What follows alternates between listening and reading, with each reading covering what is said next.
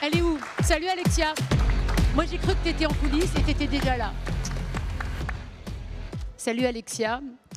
Prends ton micro. Bonjour à tous et à toutes. Alexia, j'aimerais qu'on puisse discuter toutes les deux. Alors avant qu'on discute, je me demande si on va quand même pas expliquer à nos spectateurs, salut à tous, qu'il faut qu'ils se connectent. Regardez sur votre chaise, vous avez un petit flyer avec un QR code que vous allez, voilà, vous le voyez, que vous allez tout de suite flasher car tout à l'heure en fin d'émission, nous allons avoir un quiz. Donc ce qu'il faut, c'est que vous suivez toutes les instructions qui vont s'afficher sur votre téléphone, parce que je les vois qui me regardent, c'est un petit peu curieux, voilà. Et puis vous écoutez bien ce qui se passe pendant l'émission. Et tout à l'heure, il y aura un quiz. Si vous avez bien tout écouté, a priori, ça devrait bien se passer. Hein? Trop sympa ce jeu. Ouais, c'est sympa. Regardez, il y a peut-être un petit magnéto qui peut nous expliquer ce qui va se passer, le quiz ou pas? Non, il n'y a pas de magnéto. Alexia, est-ce que tu peux te rapprocher de moi pour qu'on te voit bien à l'image? J'aimerais qu'on parle d'abord du Vendée Globe, Alexia, 2020-2021. C'était ton expérience. Mon rêve de petite fille. En fait, à l'âge de 12 ans, j'ai décidé d'être skipper du Vendée Globe. Ça a pris un peu de temps parce que finalement, j'ai pris le départ, j'avais 40 ans. Mais comme quoi, il ne faut jamais lâcher ses rêves, tu vois. À force de détermination, j'y suis arrivée. Donc me retrouver de nouveau ici sur le départ du Vendée Globe 4 ans après, je peux vous dire que ça m'émeut énormément. Et de voir autant de monde, parce que nous, on avait une particularité, c'est qu'on était confinés. C'était le Covid en 2020. C'était le Covid. C'était pas... Là, c'est une autre dimension quand même. Hein. Je pense que pour les skippers, ça rajoute quand même quelque chose, de la magie, mais aussi de la pression. Et j'ai hâte de discuter avec eux pour savoir comment ils gèrent ça.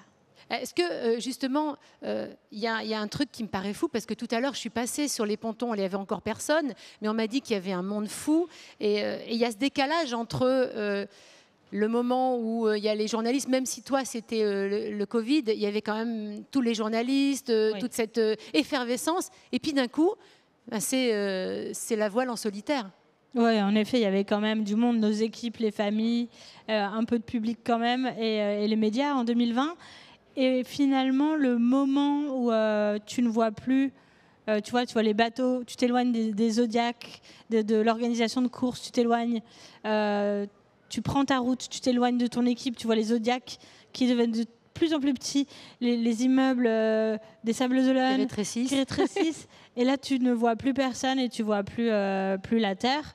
Et là, tu te dis, ça y est, c'est parti. Et je me souviens très bien, j'ai eu une petite vague qui m'a submergée et je me suis mise à pleurer, mais c'était des larmes de joie et de bonheur de partir pour ce tour.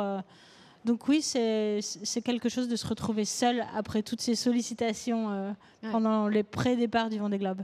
Alors, ça, c'était en 2020-2021. Hein, tu l'as terminé parce que tous ne le terminent pas. Ouais. Et puis là, tu es parti dans un nouveau projet, The Famous Project. Alors, raconte-moi.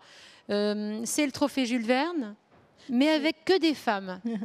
C'est encore un rêve de petite fille, sauf que celui-là, c'était un peu comme si j'allais marcher sur la Lune.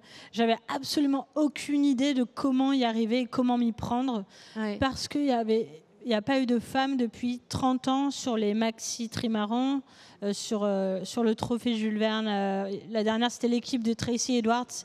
Donc ça remonte un peu. Donc j'avais pas de représentation féminine. Regarde la caméra. En rentrant du Vendée Globe, je me suis dit, ça y est, j'ai du courage.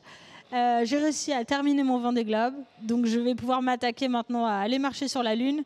Et pour moi, marcher sur la Lune, c'était le trophée Jules Verne. Du coup, j'ai lancé The Famous Project pour rendre famous les femmes de la planète. Famous, ça veut dire célèbre. Et inviter à mon bord, nous allons être 10 femmes, 8 nationalités.